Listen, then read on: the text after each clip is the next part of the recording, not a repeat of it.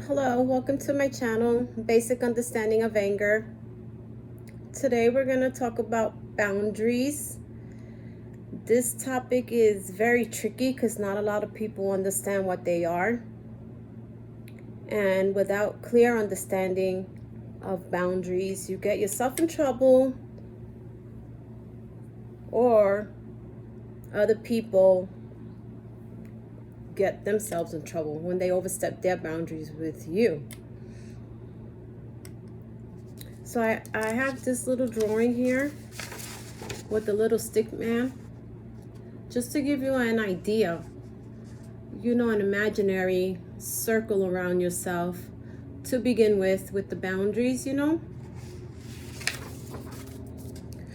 Boundaries should be built on standards, I believe, in my opinion, standards. So if you stand up and you make an imaginary circle around you, no one is supposed to jump in your boundaries without your permission, and you shouldn't be jumping outside your boundary for any reason. So your boundaries can start with integrity, respect, trust, work ethics, and whatever else you feel is important to you as standards and boundaries. Like it's a standard that you're holding, and you're not going to allow anyone to take you away from that standard, and you're not going to fall away from it. Boundaries work a lot too with unwanted behavior, emotional, verbal, physical, or psychological abuse. If you set yourself boundaries, no one will attempt to mistreat you in any kind of way, because you have standards and you have boundaries. Someone calls you outside your name and you're like, no, you put a stop to it immediately, because you're not going to put up with it. It's not going to cross over in your boundary. It's not going to mess with your standards as a person. And so it's very important, because not a lot of people understand that. A lot of people think that calling you outside your name, it's funny or it's a joke. No, it's actually not. It's actually disrespectful. So you have to hold true to yourself. If someone is saying something to you or doing something to you that you don't like, you need to be able to say, hold up, this is not working for me. We're not going to do this way. And that person has to respect your boundary. They have to. Or they don't need to be around you. And it's your job to put a stop to it. It's your job to make it clear what you will and will not put up with. And the only way that you can do that is if you're clear about who you are.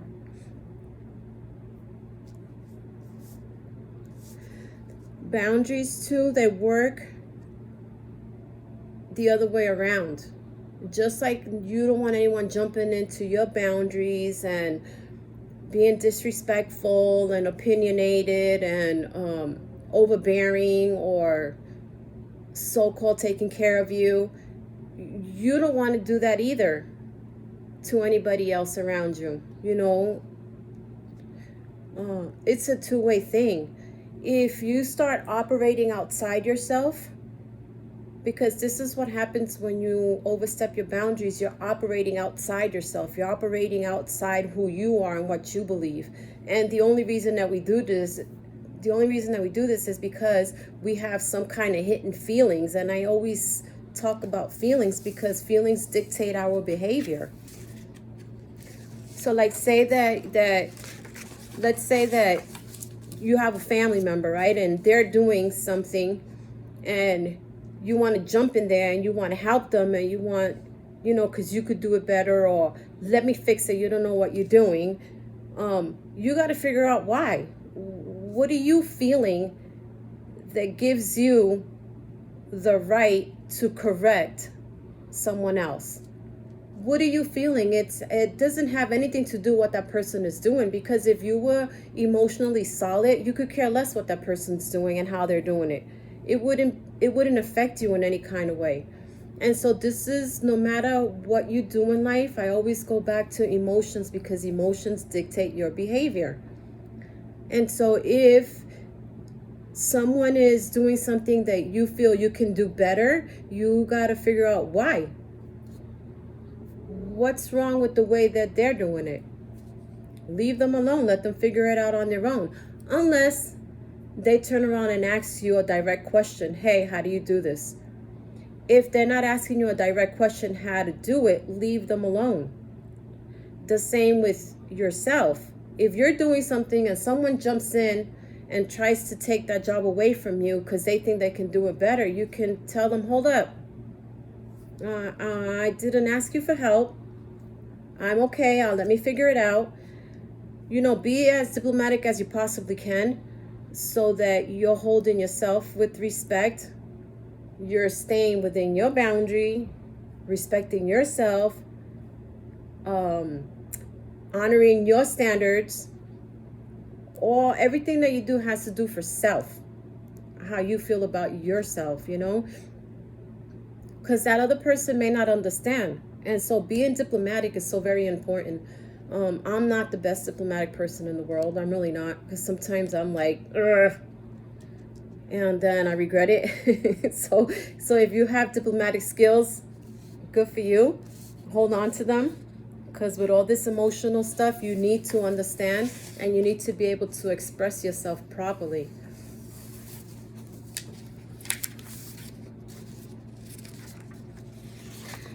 Like all my little chapters, I always put some questions at the very bottom. So here go a few questions to help you understand what boundaries are and help you figure out where to start, or at least bring attention to your behavior. Yeah, that's my mission, is to at least bring a tiny bit of information, a tiny bit of awareness to your behavior that helps you change it for the better. So question number 1, who is hurting you right now? You can write it down. Question number 2, how? How are they hurting you? How are you being hurt? Now, to set the boundaries, right? You can ask yourself this question. What is the worst thing that can happen to you by putting a stop to it? So if someone is doing something to you that's making you feel uncomfortable, what can you do to put a stop to it? And what would be the worst case scenario? And that was question number 4. Is putting a stop to it really that bad? No. The answer is no. Because if somebody's hurting you or someone's making you feel uncomfortable, you need to put a stop to it. Regardless of how you feel in the moment, be strong. Be strong, because you're learning how to take care of yourself. You're learning how to take care of yourself. And so it's very important to be strong. And tell them to stop, like put a stop to it, bring it to their attention, because sometimes they don't know. Like I said earlier, they might be jumping in your boundaries, so you can find a nice way to tell them, hey, this is not working for me. Can we try something different? Or let me figure it out. And so if you're the one that's stepping outside your boundaries because you're being kind, in your head, you're doing someone else a favor. In your head, there's nothing wrong with what you're doing. In actuality, you might be stepping outside your boundary. So here are a couple of questions to ask yourself to see if you are bouncing in and out of your own boundaries and into someone else's. Question number 1, who do you want to help? Sometimes we get a little bit carried away helping people when they don't even need help. They didn't ask you for help.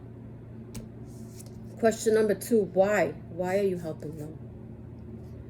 Question number 3, do they know where to find you if they need you? So if you're helping someone, in your head you're doing them a favor, but maybe they feel like you're overstepping your boundary. So you can offer your help and then let them know where they can find you. And if they actually need you, they'll come and look for you, which keeps you separate. You stay in your boundaries, that person is in their boundary, everyone's happy. Everyone feels good, you know. Initially, it doesn't feel good. You know, speaking from my own personal experience, it doesn't feel good. It feels like you should be doing something for somebody all the doggone time, and you really don't have to. Number 4, now will you let them be? Once you figure out that helping someone is also stepping outside your boundary, leave them alone. No matter how agonizing it might be, no matter how hard you might find it, no matter how difficult, because you know the right way to do things, you know the right way to say things, only you know your way is the right way and the only way, leave it alone. Find out why you're so desperate, if you will, to help them. You know, why? You know, you might feel worthless unless you're helping somebody. You might feel invisible unless you're doing something for someone else. You know, that's why I always tell you guys to be honest with yourself, because when you're trying to learn about yourself, some of the feelings are a little bit difficult to admit to. You know, who wants to admit that you feel worthless unless you're helping, you know, people around you? Nobody really. And then when you think about it and you analyze it, it's kind of hurtful. You might end up crying. So this is why a lot of people avoid feelings. They don't want to. They want to stay very busy operating outside themselves, doing things for everybody else, you know, running around and not masquerading. They're not masking their feelings. They just don't know what they're feeling. You know, and this is when you start answering these kind of questions and you start looking into self, you might not like to admit that you feel empty without helping someone else, without doing something for someone else. The other person that's jumping in your boundary, who knows what they're feeling? You know, and this is why I tell you to be diplomatic and be gentle when you're trying to explain something to someone, because most of the time they don't know. They don't know what they're feeling. You don't know what you're feeling. You know, it turns into a big freaking mess. Everybody's like running around and doing, and sometimes nothing gets done. So this is my little chapter on boundaries. I hope that you were able to learn a tiny bit of something. If you like, you can like, share, and subscribe. You can like it if you learned something. You can share it in case, because you never know what somebody else is going to get out of it. And subscribe just to support my channel. And remember, life is a journey. Live it with integrity, an open mind, and a never-ending desire to learn. Thank you for dropping by, and I'll see you next time. Have a good week.